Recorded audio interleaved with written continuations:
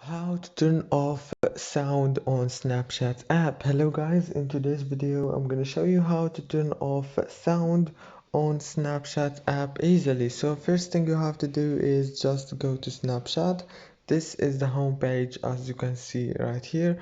Now go to the top corner and click on your profile picture, and it will take you to this page. Now all what you have to do is just go to the top corner again and click on the settings options, scroll down until you find notifications, click on notifications option.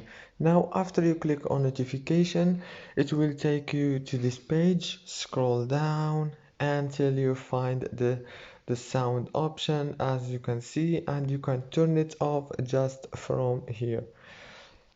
If this video was helpful, please don't forget to like and subscribe, and thank you so much for watching this video until the end.